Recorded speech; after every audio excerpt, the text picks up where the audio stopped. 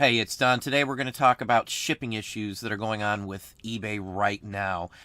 Come to my dismay, eBay has turned off the option to online do first class international mail to Australia. Why, I have no idea, but basically I had somebody ask if I do ship to Australia because it was blocked in one of the listings. Now, I have a business policy for everything, and Australia is one of the countries I've shipped to for like 8 plus 10 years probably. I do it quite often. Haven't had one in a little while, never even thought about it. Everything looked fine with my policy, which would have allowed him to purchase the item, at least make the offer, and we can go from there. So I told him, you better check on your end. My end's telling me his address is not correct. It's giving me some weird address that's not technically Australia. He talked to eBay, and he actually emailed me back and cut and pasted the conversation that they sent him from one of his emails, along with some other information, basically saying that I had it turned off. So I went back, looked in, I made an exception for that listing. I don't know what was going on because I know what I had, and he went ahead and purchased it that evening. I made sure my policy still had Australia, the whole works, and reaffirmed that everything was correct. So I go the next day to actually ship it out, and it's telling me there's no shipping options available. This is how I found out.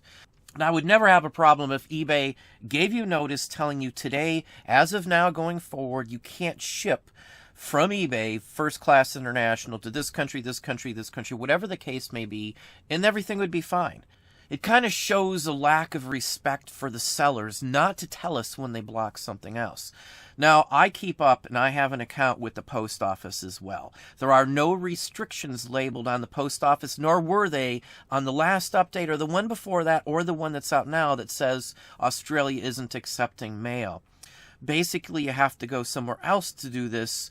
Maybe it would be local or not. I did check, and some sites are allowing certain types of first-class mail, so it's not that the ability isn't able to be done from another site. It's just the fact, again, that eBay isn't telling you this is happening. It charged for the correct amount, mind you.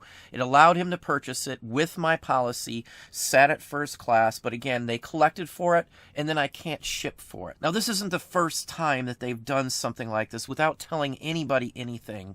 Last time, and it's still going on, they stopped people from being able to use media mail in a category they deem as not a media category. Like if I wanted to list a book for something vintage in a category that would go along with that, and they don't have a book category, I can't mail it via media out of one of those categories. It will collect and bill the person correctly for media, but it won't allow me to mail it. I've reported this to actually VPs at eBay. No comment, no return, no nothing. My conversation last time with eBay, and it took forever to find any type of answer, was that they couldn't figure out what was going on at first that should allow me. They offered me a refund so I could ship it a different method and all this. Help desk hadn't a clue that that was going on. I wasn't going to waste my time again calling at this point because pretty much every time I call, it's the same thing on stuff like this.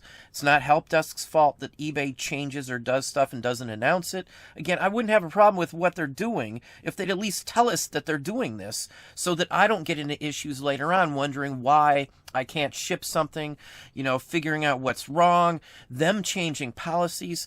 What's even worse is that eBay told the gentleman from Australia that I shut it off and I'm just not accepting offers or bids or purchases from Australia, again, which wasn't correct. The category itself of shipping, first class international, was removed. You can't do it. So, again, it just removed my option because there was no secondary option for it. So the only option it's giving me is to send U.S. priority global at like $40 for a $10 item. That is crazy. It would have been cheaper for them to do global shipping program at that point. It's just kind of screwed up that they just don't tell us anything. That's the worst, most aggravating part about this. And even when you do call, no one there knows because, again, when they do these technical changes on the back of the house, no one on the front of the house in customer service seems to have a clue on this. I've went through these calls whenever this sort of thing goes on. Again, check out the post office. There are many different places that you can't ship at all first class international. Australia is not one of them. Maybe eBay just turned off the feature online totally. I don't know. If somebody out there has shipped first class international to another country other than, say, England, please put a comment down there if you were able to do it. I'm trying to get a consensus on what you can and can't do. I've been honestly and seriously thinking about shutting first class international off. It's not going to kill me in sales. We do get sales out of it, of course. I do have pirate ship, but it's just a hassle to do anything. And for some people who don't have that or don't know about that, they may have to venture out to the post office just to mail one single thing.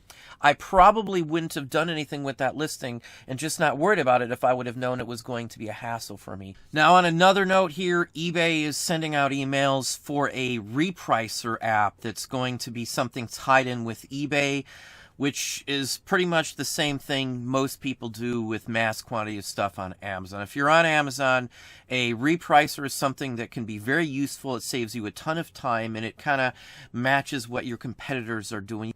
Now, you can set those repricers up however you want, but if you're selling NOS or anything like that, or bulk or wholesale on Amazon, chances are you probably use one or have thought about it. For eBay to bring one along the line, it's something geared towards people that would be selling similar items on Amazon. For what I do, I'm just not going to find a usefulness to reprice vintage items that have no bearing on other things that are up. This seems to be heading towards eBay being even more like Amazon. Everything I keep seeing day after day after day. eBay's not Amazon. I don't see any way on earth eBay is going to catch Amazon unless some drastic thing happens and Amazon, goes out of business, which I just don't see happening. eBay's going, again, in some oddball direction. Let's take a look at the advertisement for it right now as well. So here it is. This is Street Pricer. Some people have probably heard of this. They've got a deal with eBay now. They're offering this to select people now. There is an open page that you can find on the regular net as well. Gives you free service for the Street Pricer until the end of July from right now. If you were invited, maybe you can ask to join it. I'm not really sure. It's not something a vintage seller is going to need in my book at all. I wouldn't trust them with the information to compare it to competitors of like-to-like items, but this is something that, it can be very helpful if you're selling NOS and things like that, or you have your own business where you sell your own items. But again, this is more geared towards sellers who could sell on Amazon. But most of this sort of thing that you would need a repricer, most of that items would sell better on Amazon most of the time. So, you got to weigh your options on this. But this is something now that they're pushing. I'm sure eBay gets a commission off of every one that's done as well. Another way to add more services and more charges to someone's account is what I see it. But anyway, that's what I have for you today. Well, there you are. Hopefully that gave you some ideas and some thoughts. If you enjoyed the video, please hit that like button down below. You can also hit the bell icon to be notified if I post new content or go live. Subscribe and tell all your friends.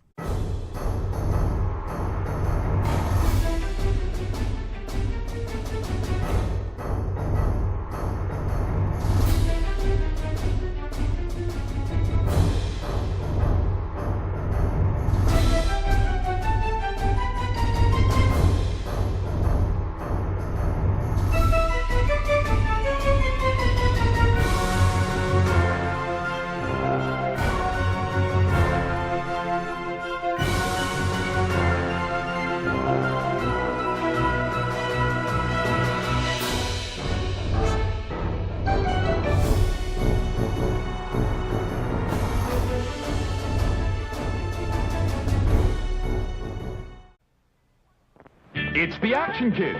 What in the world are they up to now? Let's get right down to business. Business? What business? Fun business! The Fun Pack Carry-All Action Playset by Marx. Look, this opens up the wild action world of Fort Apache. With Indians, cavalrymen, shell-shooting cannons. And here are the fighting knights with a real drawbridge, knights, Vikings, and rock-throwing catapults. Here's the boot camp with 10 Jeep bullet-shooting machine guns and 80 soldiers. Or land a helicopter at Cape Kennedy. Fire the rockets, back the space missile into the launching pad, and start the countdown. It's off into space. Zoom! Get Fort Apache. Get the Fighting Knights. Get the boot camp. Get Cape Kennedy. Get all 4 and carry your own world of action wherever you go. The Rugged Steel Carry-All Action Playsets by Marks.